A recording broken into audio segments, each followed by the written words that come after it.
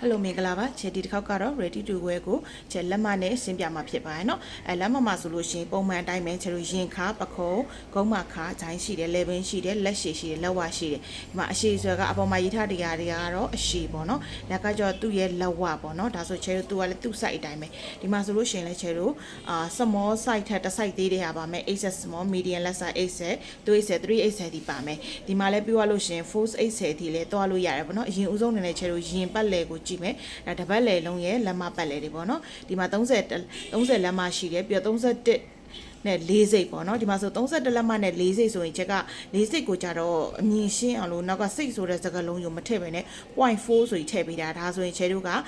31လက်မနဲ့4စိတ်ဆိုတာသိရမယ်ဒီမှာဆို14လက်မနဲ့4စိတ်ဆိုလို့ရှိရင်ချက်က14လက်မ 0.4 ဆိုပြီးရေးပေးထားတယ်ဒါဆိုရင်နောက်က point ရဲ့နောက်ကဟာကိုချက်က4စိတ်ဆိုတဲ့သဘောတရားအတိုင်းပဲနော်ဒီမှာဆိုလို့ရှိရင်လည်း 0.6 ဆိုရင်15လက်မနဲ့15လက်မနဲ့6စိတ်ဆိုတဲ့သဘောတရားပဲနော်ချဲမျက်လုံးရှင်းအောင်လို့ဒီလိုမျိုးလေးတွေပြတာဒီမှာဆိုလို့ရှိရင်တစ်ဆိုင်နဲ့တစ်ဆိုင်ကြားထဲမှာတချို့တွေကမေးတယ်တစ်ဆိုင်နဲ့တစ်ဆိုင်ကြားမှာဘယ်လိုခုံသွားလဲအလားဘယ်လိုမျိုးလဲဆိုတာသိချင်တယ်ပေါ့နော်ဒီမှာ30နဲ့မှာစမောဆိုင်မှာဆို31လက်မနဲ့4စိတ်ဆို1လက်မနဲ့4စိတ်ခုံသွားတယ်ပေါ့နော်ပြီးသွားလို့ရှင်အဲ့တိုင်းပဲချဲတို့ကဒီမှာမီဒီယံကြလို့ရှင်ရင်33လက်မဖြစ်သွားတယ်33လက်မတွေကနေပြီးတော့1လက်မနဲ့4စိတ်ကိုနှုတ်ကြည့်လိုက်လို့ရှင်ဒီမှာလည်း1လက်မနဲ့4စိတ်တိုးသွားတယ်ဆိုတာကိုတွေ့ရတယ်ဒီမှာတစ်ဆိုင်နဲ့တစ်ဆိုင်နဲ့ပေါ့နော်1လက်မစီခွာသွားတာဒါပေမဲ့ဒီမှာဘာရှိလဲဆိုတော့ဒီ80တွေကနေပြီးတော့34ဓာတ်သမဟိုနှုတ်လိုက်လို့ရှင်တော့ဒီမှာကျတော့ချဲတို့ဟိုလောက်ခုံသွားတယ်ပေါ့နော်နှစ်လက်မဘာညာလားအဲ့လောက်ခုံသွားတယ်ပေါ့နော်34ဓာတ်သမဟိုအပေါင်းနှစ်ဆို2.5ပေါ့နော်2.5ပေါ့ဒီဂျားထဲမှာကျတော့အရန်ခုံသွားတယ်เนาะဒီမှာဆိုနှစ်လက်မနဲ့4စိတ်ခုံသွားတယ်ဒီလက်ဆိုင်ကနေ80ပြောင်းလို့ရှင်เนาะဒီမှာတစ်ခုနဲ့တစ်ခုနဲ့ဒီအောင်နှုတ်ကြည့်လိုက်လို့ရှင်နှစ်လက်မနဲ့4စိတ်ရတယ်ပေါ့အဲ့မှာခုံသွားတယ်ပြောလို့ရှင်ပုံမှန်တိုင်းပဲသူကဒီမှာပြန်ပြီးတော့ခုံသွားတယ်ပေါ့เนาะအဲ့ဆိုလို့ရှင်ဒီမှာလဲအဲ့တိုင်းပဲပေါ့เนาะချဲတို့ကဒီမှာ42လက်မနှုတ်ဒီ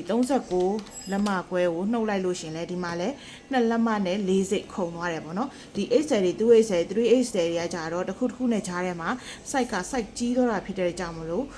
့ဟိုပေါ့နော်2လက်မနဲ့4စိတ်စီခုံသွားမယ်ဒီ access ကနေလက် site ကကြတော့1လက်မနဲ့4စိတ်စီခုံသွားမှာဖြစ်တယ်အဲ့သဘောတရားပဲเนาะတချို့ရကြတော့ဒီ ready made ကိုဘယ်လိုမျိုးခုံမျိုးယူလဲပေါ့နော်ချဲတို့အခုဒီဟာပြထားတာကကြတော့ average ပေါ့ average ဟိုကိုလုံးပေါ့နော် normal ဈေးထဲမှာရောင်းနေကြကိုလုံးလေးတွေကိုချဲလုတ်ပေးထားတာဒါပေမဲ့ခိုင်ကြလို့ရှိရင်ကိုကလည်းစချုပ်ထွက်ပြီးသားဆိုရင်ကိုယ့်ရဲ့ကိုယ်တိုင်းကဒီဇာတ်ခွက်ထဲမှာမပါတာမျိုးဖြစ်တတ်တယ်ဥပမာမတူညီတာပေါ့နော်ဟို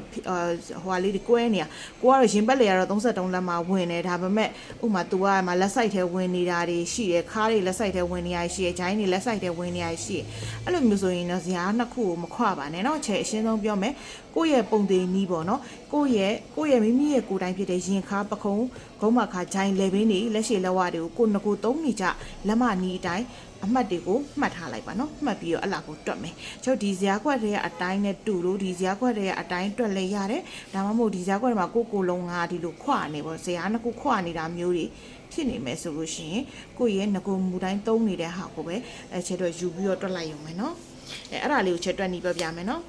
်အဲ့ဒါလေးကဘာလဲဆိုလို့ရှိရင်ချဲဒီမှာဒါချဲဆိုလို့ရှိရင်ဒီ small size ကိုသုံးပြီးတော့ချဲတက်ပြထားတယ်ပေါ့နော် small size ကကြတော့ဒီမှာ31လက်မနဲ့4စိတ်ရှိရယ်နော်31လက်မနဲ့4စိတ်ရှိအဲ့လောက်ချဲတို့က4နဲ့စားမယ်4နဲ့စားလိုက်စားမှာ9လက်မနဲ့6စိတ်ရတယ်နော်အဲ့မှာပွားစာအနေနဲ့ချဲ6စိတ်ကိုပေါင်းပေးထားမယ်ပေါ့နော်6စိတ်ကိုပေါင်းပေးထားမယ်တကယ်လို့ကိုက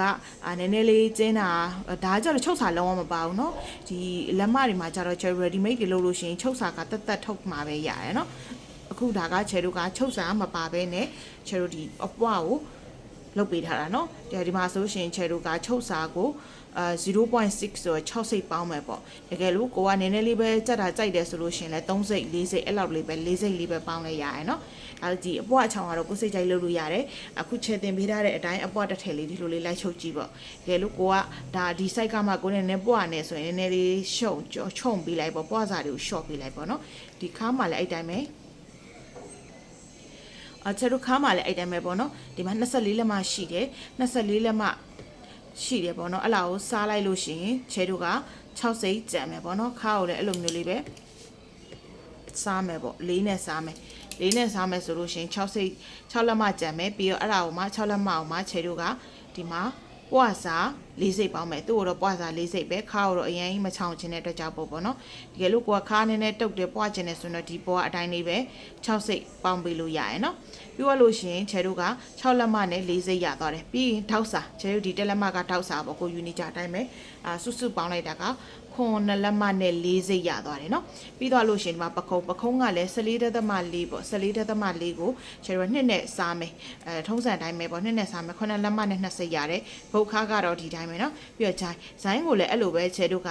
ဂျိုင်းကဘယ်လောက်ရှိလဲဆို14.4ဆို14လက်မနဲ့4စိတ်ရှိရအဲ့လောက်အပေါင်းချဲတို့ကပွားစားပေါ့နော်1လက်မနဲ့2စိတ်ပေါင်းမယ်အမှ15လက်မနဲ့6စိတ်ဖြစ်သွားမယ်လေဘင်းကိုကြတော့ထုံးစံအတိုင်းပဲချဲတို့6နဲ့စားမယ်ကိုယ့်ရဲ့14လက်မကို6နဲ့စားမယ်2လက်မနဲ့3စိတ်ရမယ်လက်ရှိပိုင်းညာကတော့ဆွဲသွားရင်းနဲ့ပါမယ်ပြောပြမယ်နော်